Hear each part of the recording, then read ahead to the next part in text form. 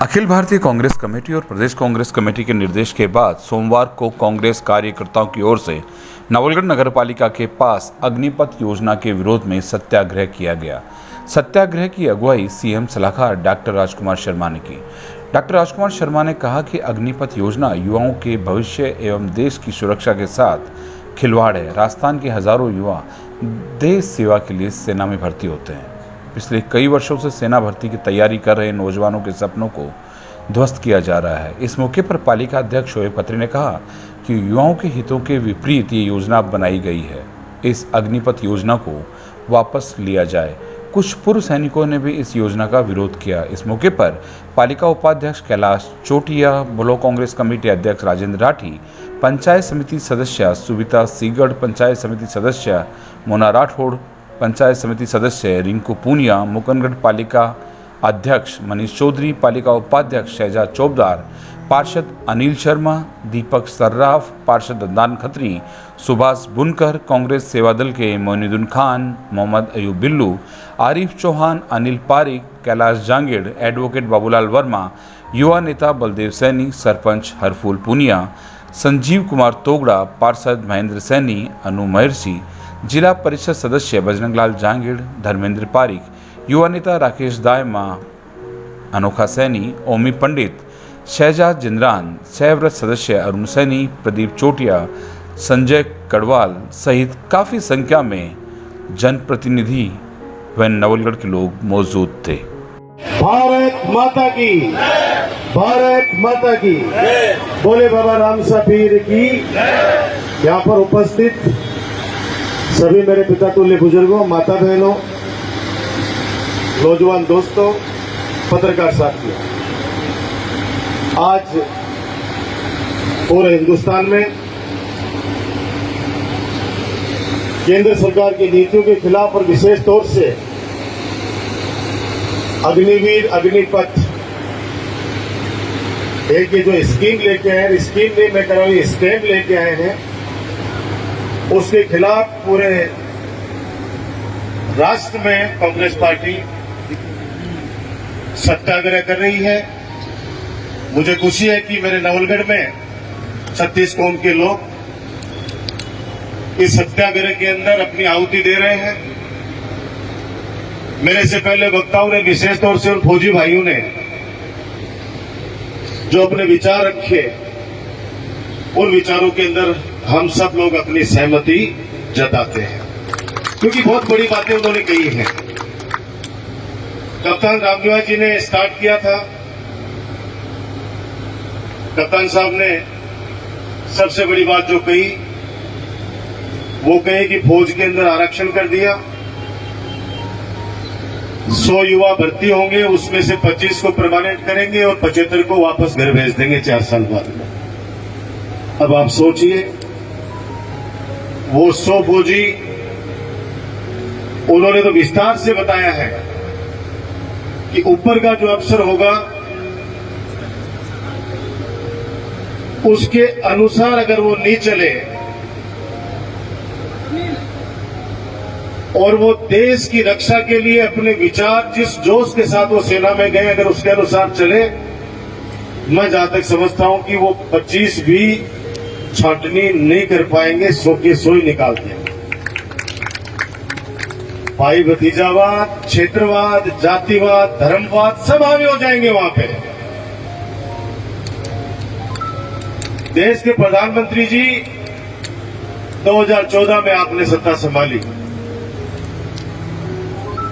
2014 के बाद में कितनी ऐसी एक व्यक्ति का पग फेरा होता है, घर में जैसे बहू का पग फेरा होता है, वैसे लोकतंत्र के अंदर जनप्रतिनिधि का भी पग फेरा होता है। अगर पग फेरा अच्छा हो जाए तो सब लोग खुशहाली का जीवन जीते हैं, और पग फेरा अगर खराब हो जाए, मेरे लिए अगर घर में खराब आ जाए तो भी घर में क्या करते भाई स्थिति है। कोविड आया और हजारों लाखों लोग मरे, और वो भी किस लिए मरे? ऑक्सीजन के अभाव में। अगर ऑक्सीजन नहीं मिल रही है, बेड नहीं मिल रहे, ये तो सरकारों की ही लापरवाही मान लो या विफलता मान लो। और उसके बाद के अंदर किसान के 3 काले कानून लाए गए। 1 साल तक किसान सड़कों के ऊपर रोते रहे, बिलखते रहे, संघर्ष करते रहे, अपनी जान देते रहे, और ये लोग उनको आतंकवादी, खालिस्तानी, पता नहीं किस किस उपाधियों से ये लोग उनको नवाजते रहे। और अंतों क्या हुआ, वो काले कानून वापस लेने पड़े। लेकिन कितने लोगों की शहादत के ऊपर आप सोचिए। जैसा भी मनरूप जी ने बताया कि एक केंद्रीय मंत्री का बेटा किसानों का जुलूस निकल रहा था और पीछे से जीप से टक्कर मारकर 8 किसानों को मौत के घाट उतार दिया। और आज वो मंत्री पद पे बने हुए, वो मंत्री जी हटे नहीं है। कोई जमाना था, हम सुनते हैं कि लाल बहादुर शास्त्री जैसे महान नेता जिन्होंने एक ट्रेन दुर्घटना की वजह से इस्तीफा दे दिया प्रधानमंत्री पद से। वो हमारा हिंदुस्तान है, वो अखिल भारत है। आज मेरे को किसी ने मैसेज भेजा है कि भाई साहब पहले तो विकलांग से दिव्यांग आए थे, विकलांग को दिव्यांग कहा तो हमारे गांव के अंदर भी 1-2 मेरे साथी है मेरे बचपन के, वो बोले भाई साहब अब दिव्यांग बन गए। मैंने कहा ऊपर वाला से दुआ करेंगे कि विकलांग का नाम चेंज करके दिव्यांग रखा है तो उसके साथ तुम्हारे को कोई सुविधा भी मिले। तो अब कई बार पूछता हूँ दिव्यांग साहब क्या हाल है, बोले भाई जी क्यों मजाक कर रहे हैं। अब आया है अग्निपथ और अग्निवीर। अब मेरे को भेजा है उसने कि भाई साहब अभी तो रुक जाओ, अभी तो अग्निवीर ही आया है, धीरे धीरे आएगा जलवीर सिंचाई विभाग से, एक आएगा विद्यावीर शिक्षा विभाग से कि मास्टर जी 4 साल पढ़ाओ और बाद में विद्यावीर के नाम से घूमो। फिर आएगा रेल बहादुर, रेलवे में से निकाले जाने वाले आज निकाल दिया। आज 300-350 पद राजस्थान में समाप्त कर दिए गए रेलवे के। आज पढ़ लीजिएगा समाचार पत्र आप। अब वो जो निकाल दिए गए वो कौन हुए, रेल बहादुर।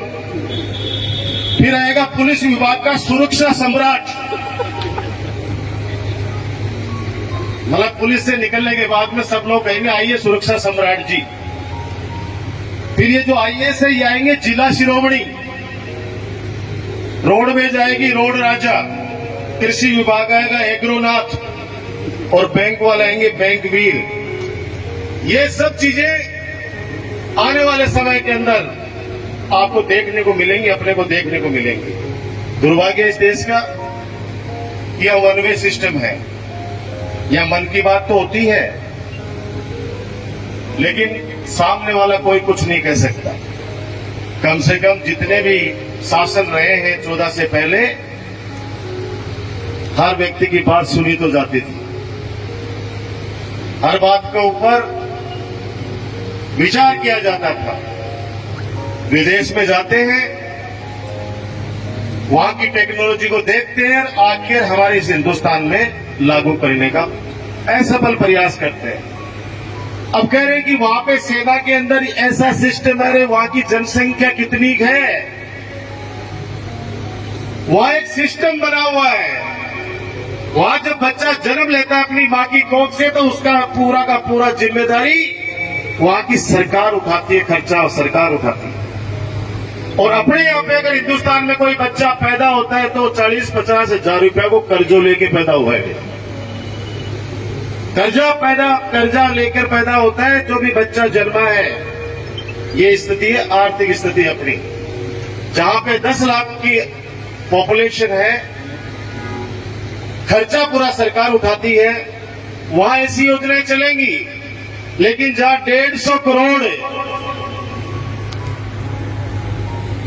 करोड़ हिंदुस्तानी है, 150 करोड़, और उनको अगर प्रशिक्षित करके छोड़ दिए जाएंगे तो आने वाला वक्त क्या होगा ये अपन लोग सपने में भी नहीं सोच सकते। मैं क्यों कह रहा था कि फौजी भाई अपनी बात रखें, क्योंकि मैं रखूं, हम लोग बोलेंगे तो बोलेंगे कि साहब बीजेपी ने ये योजना लाई इसलिए विरोध कर रहे हैं। मैंने उस समय भी कहा था, विधानसभा में बोला था कि ये जो ला रहे हैं कि काला धन वापस लाएंगे। एक नारा दिया था 14 से पहले, 1 रैंक 1 पेंशन। हमारा फौजीड़ा सारा तैयार होगा, हमारा फौजी भाई बोले नहीं वो काम बढ़िया है, 1 रैंक 1 पेंशन की लंबी लड़ाई लड़नी पड़ी थी। और अब नारा हो गया है, no rank no pension, no rank no pension. और एक मेजर जनरल जीडी बख्शी मुच्छू वाले, मुच्छू पर ताव देकर और कोसा करते थे कांग्रेस की सरकारों को। और आज जब उन्होंने बीजेपी सरकार के खिलाफ, नीति के खिलाफ बोलना शुरू किया, तो उनको देशद्रोही बताना शुरू कर दिया है जीडी बख्शी साहब, क्योंकि वो सच बोलते हैं। अब पता चला कि सच क्या होता है। नंबर 2, पहली बार ऐसे हिंदुस्तान में हुआ है कि CGI chief justice of India आज रिटायर होते हैं और 1 महीने बाद में राज्यसभा की शपथ लेते हैं। सीजीआई राष्ट्रपति से भी ऊपर है। न्यायपालिका का भी राजनीतिकरण कर दिया इन्होंने और अब फौज का भी राजनीतिकरण कर दिया। इससे बड़ा दुर्भाग्य इस लोकतंत्र का नहीं हो सकता, हमारे हिंदुस्तान का नहीं हो सकता। सच कह रहे थे सज्जन फौजी कि पहली बार ऐसा हुआ इतिहास में जब तीनों सेनाध्यक्ष सरकार का बचाव करने के लिए पत्रकार वार्ता कर रहे हैं और पत्रकार वार्ता करके और सरकार का पक्ष रख रहे हैं। दुर्भाग्य है ये। अरे जुडिशरी को तो छोड़ो, अरे सेना को तो छोड़ दो भाई। आज 4 साल के अंदर वो बच्चा जब जाएगा सेना के अंदर और वहां पे कितनी बातों का वो शिकार होगा, हीन भावना से ग्रसित हो जाएगा। आज अगर घर के अंदर ये पता चल जाए कि ये 4 साल के लिए हमारा एग्रीमेंट हुआ है, तो क्या वो व्यक्ति उस परिवार को संभाल पाएगा? हमारा झुंझुनू जिला, हमें गर्व है इस वीर भूमि पर पैदा हुए। ये झुंझुनू जिला वीरों का जिला है। हर गांव के अंदर आपको शहीदों की मूर्ति मिल जाएगी। हर माँ की कोख आज भी कहती है कि मेरा बेटा अगर शहीद हुआ है तो मेरा पोता भी हिंदुस्तान की सरजमीन पर सीमा की रक्षा के लिए मैं भेजूंगी। लेकिन अब विचार बदल जाएंगे। आने वाले समय के अंदर जिस प्रकार से एयरपोर्ट भेज दिए गए, मैंने तो इनसे सवाल किया था, मैंने कहा तुम बदराना करके क्यों बदनाम कर रहे हो मानो भाई? मैं तो कोई न कोई चीज लगा रहे हैं, कोई को मालिक है भी को। एक नगर पालिका ने अगर कोई पीपीपी बोर्ड पर देता है, कोई प्राइवेट आदमी देता है, और फिर भी सोचो, और जिसको दी थी आज वो इस जमीन पर नहीं है, इस दुनिया में नहीं है।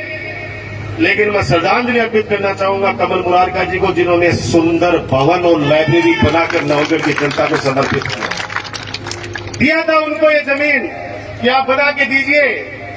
और देख लीजिए आप, राजस्थान की सबसे खूबसूरत, सबसे सुंदर नगर पालिका, जिसके अंदर प्रशासन शहरों के संघ अभियान में राजस्थान में 1 नंबर पर पट्टों का वितरण हुआ है मेरे नवलगढ़ की नगर पालिका।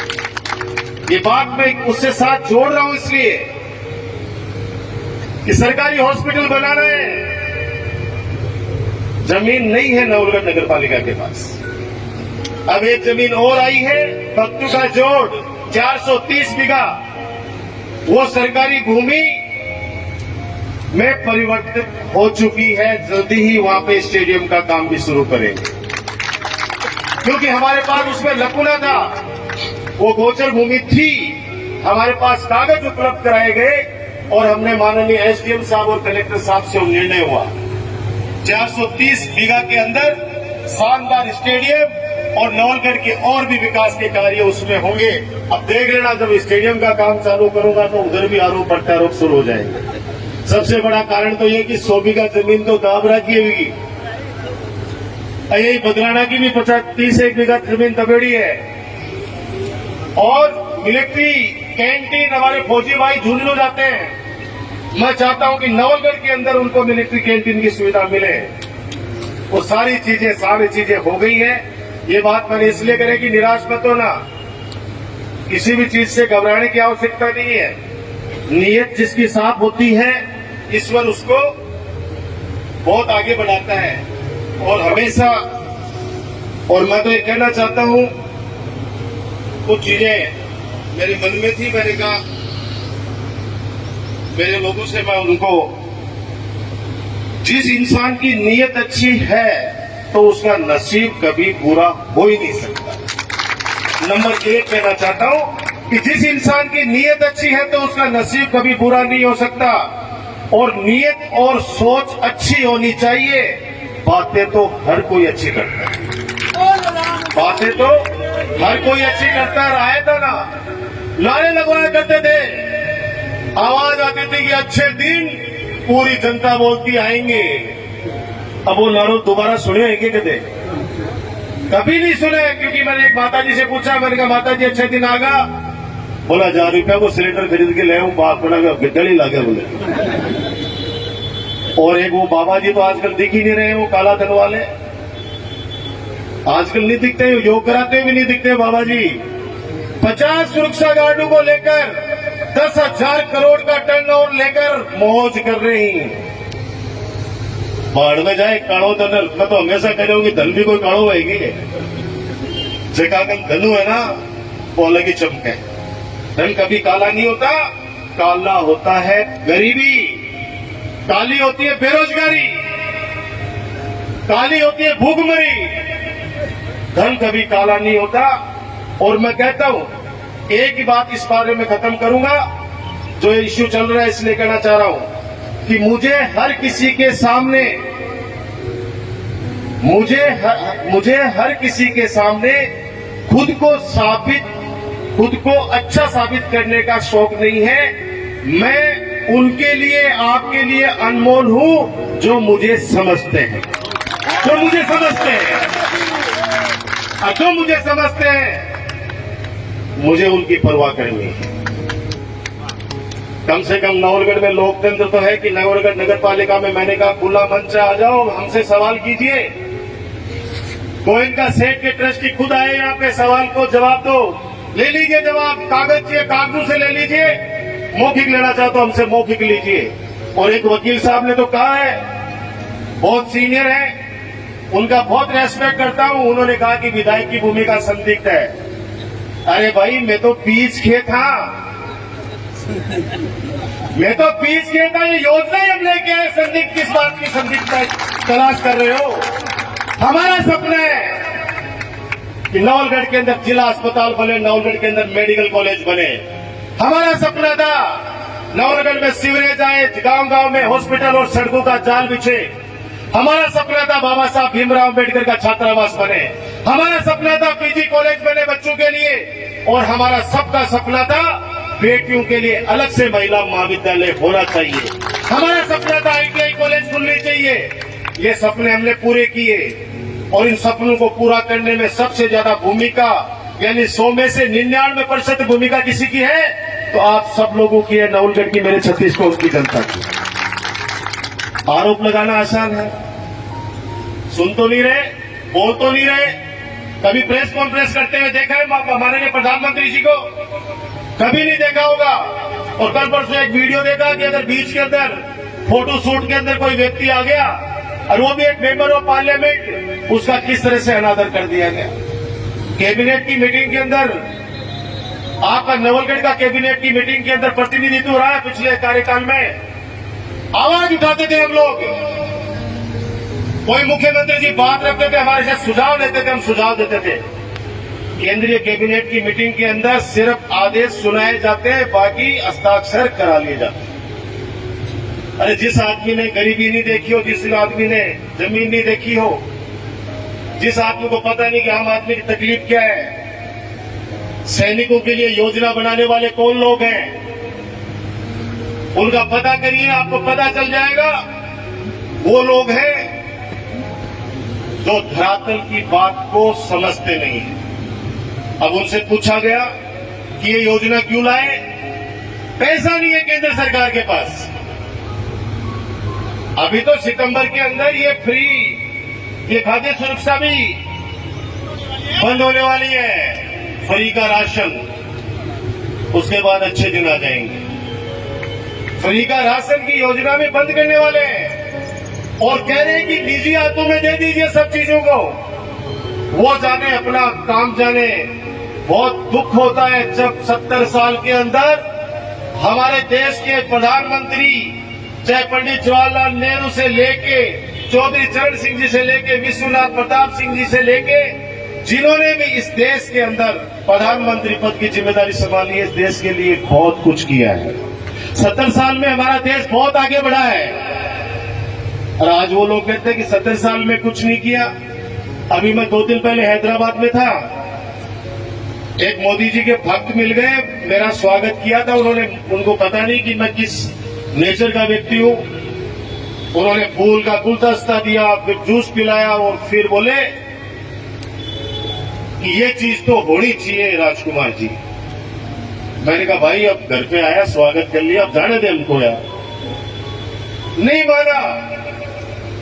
लास्ट के उनके मुंह से निकल गया कि 70 साल में कुछ नहीं हुआ था। अब देखो क्या हो रहा है इस देश के अंदर, बहुत शानदार कार्य हो रहे। तो मैंने कहा कि ये कौन है? बोले मेरा बेटा। ये कौन है? बोले मेरा पोता। मैंने कहा अभी आप कह रहे थे कि मैं 100 रुपए लेके हैदराबाद आया था आज से 60 साल पहले, और आज 500 करोड़ का मेरा टर्नओवर है। तो मैंने कहा आपका पोता तो मानता नहीं है। आपका पोता नहीं मानता इस बात को कि आप 100 रुपए लेके आए थे। उस समय आप कह रहे हो कि मैं साइकिल पे चलता था, और आपका पोता किस चीज पे चलता है? बोले मर्सिडीज में। मैंने कहा असली तरक्की तो इसने की है। अरे साइकिल से आपका पोता मर्सिडीज गाड़ी पर आ गया 1 करोड़ की पे, तो उस साइकिल के संघर्ष को भूल जाओगे क्या आप? बोले नहीं भूलूंगा। तो मैंने कहा क्यों फालतू की बातें करोगे, 70 साल में कुछ नहीं हुआ। मैं कहता हूं कि मेरे नवलगढ़ में जो भी विधायक रहे अपने हैसियत के अनुसार सबने किया है। किसी ने 5वीं खोली, किसी ने उसको 8वीं कर दी। हमारा मौका मिला तो हमने उसको 12वीं कर दी। किसी ने 10 किलोमीटर सड़क बनाई, किसी ने 50 बनाई। हमारा मौका मिला आपके आशीर्वाद से तो 350 किलोमीटर सड़क बना रहे हैं। लेकिन सड़कें तो बनी हैं, जिसने जितना जितना कर सकते हैं सबने किया है। कौन नहीं चाहता कि हमारा नाम अमर हो? बहुत सौभाग्यशाली लोग होते हैं जिनको पंच बनाया जाता है, सरपंच बनाया जाता है, पार्षद बनाया जाता है, एमएलए एमपी बनाया जाता है। और दुख की बात है आज तो बड़े बड़े खबरें छपी हुई है जयपुर में कि महात्मा गांधी जी, राष्ट्रपिता जी, आज उनको भी हत्यारा बता दिया गया। आज तो उनको भी हत्यारा बना दिया। पता नहीं क्या क्या, किस किस को क्या क्या बताएंगे। इस देश के अंदर क्या चल पड़ा है।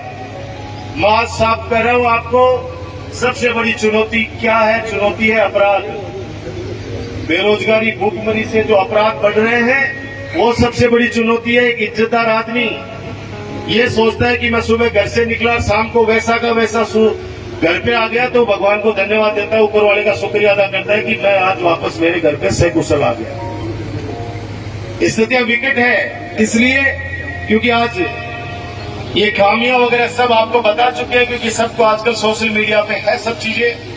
आपको सबको पता है कि अग्निपथ अग्निवीर योजना से राष्ट्र की सेना में जाने वाले हमारे युवा साथियों का जोश को इन्होंने समाप्त कर दिया है। सिर्फ पैसा कमाने के लिए नहीं जाते थे सेना में, ये सेना में जाने का एक जुनून है। हर उस युवा का जुनून रहता है कि मैं देश के लिए, देश की रक्षा के लिए सेना में काम करूं।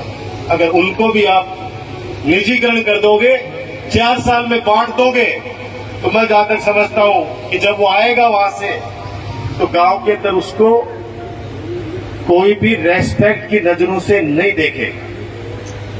फौजी से बोलता है, गांव वाले सुनते हैं उसकी, क्योंकि 15 साल 20 साल वो तपस्या करके जब सेना में आता है, वो जातिवाद से ऊपर उठकर, धर्म से ऊपर उठकर, मानवता के पुजारी के नाम पर वो गांव के अंदर काम करता है।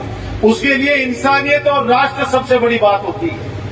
तो मेरा आपसे प्रार्थना है कि देशव्यापी आंदोलन चल रहा है। आज नवलगढ़ के लोगों ने भी इस सत्याग्रह के माध्यम से आवाज पहुंचाने का प्रयास किया है केंद्र की सरकार को। हम लोग नहीं बोलेंगे जो लोग वहां वो बोलते हैं दिल्ली वाले। दिल्ली के सरकार में बैठे जिस प्रकार से आलोचना करते हैं, जिस प्रकार से बदतमीजी से बात करते हैं, हम लोग नहीं बोलने वाले, क्योंकि हमारे माता पिता ने हमें संस्कार दिए। तो मैं चाहता हूं कि इस अग्निवीर अग्निपथ योजना के विरोध में हम लोग अपने विचार भी प्रकट करते रहे, चाहे वो सोशल मीडिया के माध्यम से, पत्रकारों के माध्यम से, पोस्ट कार्ड के माध्यम से, ताकि उनको लगे कि जिस प्रकार से कृषि के तीनों कानून जनता नहीं चाहती थी, वैसे ही अग्निवीर और अग्निपथ योजना हिंदुस्तान का युवा नहीं चाहता। आज पूरे देश में, और आपको बताऊं कि जब सेना अध्यक्ष ने कहा जिन बच्चों ने मूर्खता करी, हमारे राष्ट्र की संपत्ति को नुकसान पहुंचाया, हम कभी भी हिंसा के समर्थक नहीं रहे हैं। हमने हमेशा शांति से काम लिया। आप लोग तो जानते हैं, पिछले 15 सालों से आप लोग हर चीज से वाकिफ, और उन बच्चों को जिस प्रकार से मुकदमे लगाकर जेलों में बंद कर रखा, हम अपील करते हैं प्रधानमंत्री जी से कि बच्चे हैं, गलती हो गई, कृपया करके उन बच्चों को वापस बाहर निकालिए, क्योंकि गरीब परिवार के हैं, उनके माता पिता इंतजार कर रहे होंगे उनका। और हमारे तो कोलसा में, अपने गांव, अपने कोलसा में नेहरू की डाली के अंदर एक बच्चा इस योजना आने के बाद आत्महत्या कर चुका है। एकमात्र सहारा था अपने परिवार का, एकमात्र सहारा, और पिताजी तो बेड में रहते हैं। आप सोचिए कि एक बच्चा ये तो अपने गांव के पास का, इसलिए अपने को पता है, पूरे देश में पता नहीं कितने बच्चों ने आत्महत्या की होंगी। नोटबंदी के बाद पता नहीं कितने व्यापारियों ने, बिजनेसमैन ने आज सामूहिक परिवार सहित आत्महत्या, क्योंकि आप आंकड़ा देखोगे तो चौंक जाओगे आप। ये सारी स्थितियां किसानों के समय, कितने किसान सड़क के ऊपर रोक दिए गए, उनकी शहादत ले ली गई। तो इस देश के अंदर अभी आवश्यकता है एक एक व्यक्ति को फूंक फूंक पर कदम रखने की, क्योंकि मैं आपको अभी भी कह रहा हूं कि नेपाल जैसा देश जो हमारे हिंदुस्तान के सामने कभी सीधा खड़ा नहीं हो सकता था, आंखें झुकाकर खड़ा रहता था, बांग्लादेश जैसा देश जो हमारे देश की पूर्व प्रधानमंत्री इंदिरा गांधी जी ने पाकिस्तान के 2 टुकड़े किए, ऐसी लोपुरुष महिला के सामने कभी बांग्लादेश एहसान माना करता था। आज नेपाल, भूटान, बांग्लादेश आंखें दिखा रहे हैं हिंदुस्तान को, आंखें दिखा रहे हैं। चाइना ट्रेन लेके आ गया नेपाल के बॉर्डर पर,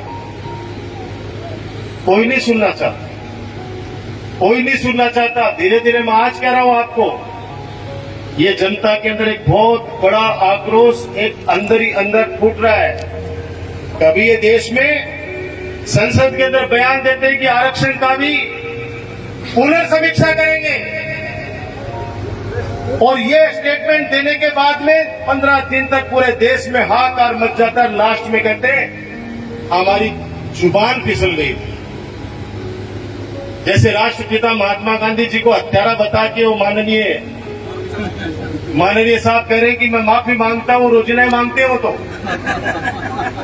एक दिन तो खुद की पार्टी का प्रोग्राम था, उन्होंने कहा कि खुद की पार्टी के लिए कहा कि इसको जड़ से उखाड़ फेंक डालो। वो पीछे जो बैठे थे वो सारे के सारे करने लगे रहे, ये क्या बोल रहे हैं, बोला निकलो तो निकलो। अब यहाँ का महात्मा से होगा, यहाँ का शब्द निकल जाए जनाब, बात सच भी हो जाएगा कई बार। तो ये स्टेटमेंट ऐसे देते हैं। अरे देश का संविधान बनाया, उस पर देश चलता है, तानाशाही से नहीं चलता है। अगर मैं क्रूर हो जाऊंगा, शासक अगर क्रूर हो जाता है तो वो जनता का अहित ही करता है। हमारे हिंदुस्तान को बनाने में पता नहीं कितने हजारों लाखों लोगों ने अपने प्राणों की आहुतियां दी हैं। समय समय पर लोगों ने बलिदान दिए हैं। हाथ जोड़ के विनती है, इसको प्राइवेट देश मत बनाओ, हमारा अखंड हिंदुस्तान को विश्व के अंदर जो सिरमौर था उसको रहने दो। आपको जहां घूमना है घूमो, आप निकालिए आरटीआई लगाइए, आपको सूचना के अधिकार के तहत पता चल जाएगा कितने हजार करोड़ रुपए विदेश यात्रा पर खर्च हो चुके हैं। जो एक राज्य को चलाने के लिए 5 साल में जितने पैसे की आवश्यकता होती है उतना पैसा तो विदेश यात्राओं पर ये खर्च कर चुके होते हैं। तो समझदार नवलगढ़ की जनता है। आने वाले वक्त के अंदर इस आंदोलन को और आगे ले जाना पड़ा तो लेके जाएंगे। आज 10 बजे से लेके 1 बजे तक ये धरना रखा गया था। आप सब पधारे, धन्यवाद आपका। इसके बाद नगर पालिका में अपन लोग बैठेंगे आराम से। मैं घंटे 2 घंटे एक एक व्यक्ति से मिलूंगा। विकास के कार्यों में कोई कमी न पहले थी न आगे होगी, ये मेरा आपको भरोसा दिला रहा हूं और आपको विश्वास भी है। ऐसे जो सरकार चाहे वो राज्य की हो चाहे केंद्र की हो, अगर जनहित के खिलाफ कोई भी इस तरह के निर्णय लेता है तो हम सबको एक जागरूक हिंदुस्तानी होने के नाते, इस देश के एक जागरूक नागरिक होने के नाते अपनी आवाज को बुलंद करना चाहिए। धन्यवाद। जय हिंद, जय भारत।